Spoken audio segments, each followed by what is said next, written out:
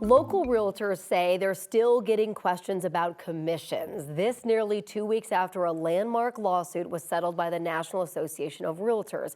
9 News real estate expert Lane Lyon joins us this morning with what buyers and sellers should know as the spring season kicks into gear. Good morning. Hey, good morning. Thanks for having me on again. A lot of questions about this. Oh my gosh. So we wanted to revisit it. So really hot topic.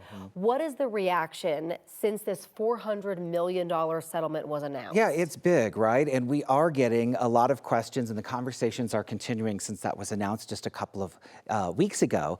The main question is, where did all of this come from? It just feels like, where did this originate?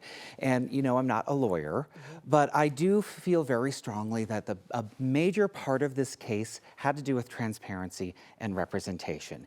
Keeping in mind that it all began outside of Colorado in Missouri, a place where perhaps agreements between realtors and clients aren't as clear as they are here in Colorado. It led to allegations of price fixing, collusion, things we don't want to hear about necessarily, but it did bring attention and clarity to how all of this works. And it really got a lot of attention when the very large trade organization, the National Association of Realtors, which represents 1 million realtors across the country, agreed to settle. Now, I should say that many of the terms in this proposed settlement are already in practice here in Colorado. Our agreements, I feel very proud to say, are really clear in terms of how we are compensated, what your options are as a buyer or a seller when it comes to paying your realtor, and commissions have always been negotiable here in Colorado. So as you start working with a realtor, all of these things should be laid out for you because our agreements make it really clear. And again, commissions have always been negotiable here in Colorado. That's why we're kind of ahead of the game when it comes to it. I would say so. That is good for anyone here in Colorado looking to buy or sell. Major part of this was about sellers paying for their agent and the buyer's agent. Do you think we're going to see changes moving forward? Well, possibly, you know, and this has been a big part of the conversation since the settlement was announced. And I think that what's important to realize is when you go to sell your house, this is a conversation you're having with your realtor. How much are you charging me to sell my home? And then of that amount, how much, if any, is going to be shared with the person who brings the buyer to the door? So I think that it's something that we will continue to talk about. It's something you should be asking about. And again, that is something that you can negotiate when you sit down for the first time with your realtor. So speaking of, what if a seller just does not want to pay for the buyer's agent as well? What happens then? Well, it's certainly an option, and it is your right. It has been that way here in Colorado for some time. And I will say, historically, the majority of the sellers have found benefit by offering some compensation to the buyer's agent. Why? Because we want to make our homes as attractive as possible.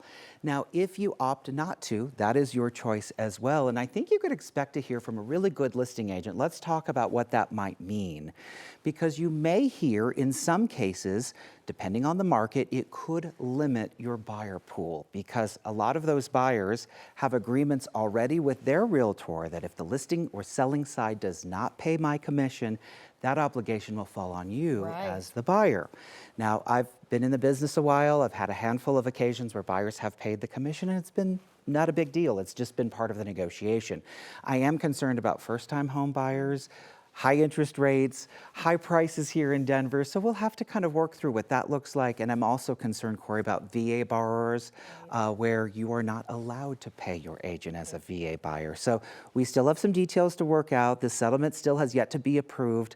Most important, though, I do think that realtors will always provide value. The good ones should help you through a very complex situation, and you should know how the process works. And if this whole lawsuit brings some more clarity and understanding to how we as independent contractors operate, I say, great. Well, having gone through this whole thing in the last couple months, I understand how confusing it all can be. It can be. This is where having a good real estate agent that you can have communication with and break it all down, make it as easy as possible for you to understand, that comes into play. This is a big deal, and it should be clear. Yes.